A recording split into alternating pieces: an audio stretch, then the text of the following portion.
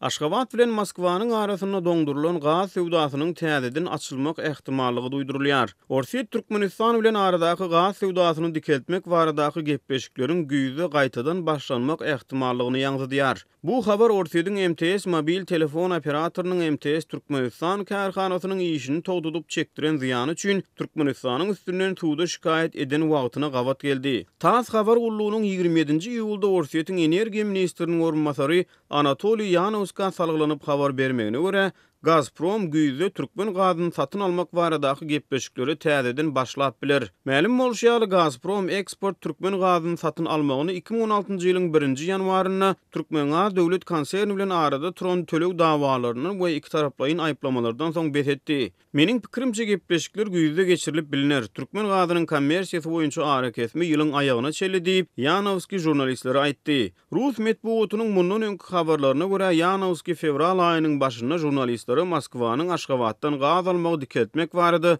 hiç ýyly gepleşik geçirmeýändigini aýtdy. Şonol Türkmenistan bilen Orsiýetiň arasynda gaz sewdasyny dikeltmek baradaky gepleşikleriň nähili barýanlygy baradaky soragy meniň bilişimçe hiç ýeri diýip jogap beripdi. Biz gaz almagy kesenimizde arakesmäge gol çekdik, şol hem hereketde diýmek bilen Yanowski 4 aý gowrak munun öň Aşgabat bilen gaz gepleşikleriniň 2019-njy ýylyň aýagyna çenli bolmajakdygyny tapdy. Emma muňa garamazdan TASS habar gullugynyň maglumatlaryna görä Gazpromyň başlygynyň orunmasary Aleksandr Medvedew biraz öň Türkmenistanyň gaz satyn almak şertnamasynyň dikeldilmek ähtimallygyny aradan aýyrmady. Şol bir wagtda da ol Gazpromyň Türkmenistan bilen şertnamasyny bolmagynyň çynlygy sebäpleriniň bolanyny aýtdy ýöne olary anyklaşdyrmady. Aşgabat bilen Moskwanyň arasyndaky gaz dawasy hakykatda 2009-njy ýylyň aprelinde türkmen gazyny Orsiýete aktarýan gaz geçirjiginiň partlamagy ýa-da partladylmagy netijesinde iki tarapyň arasyndaky gatnaşygyň üýtgemegi bilen başlandy. Ýöne bu dawa 2015-nji ýylyň başynda Türkmenistan Gazpromy satyn alan gazynyň bahasyny tölemezlikde aýplanyna ýetjek ýerine baryp ýetdi. Moskwa bu aýplama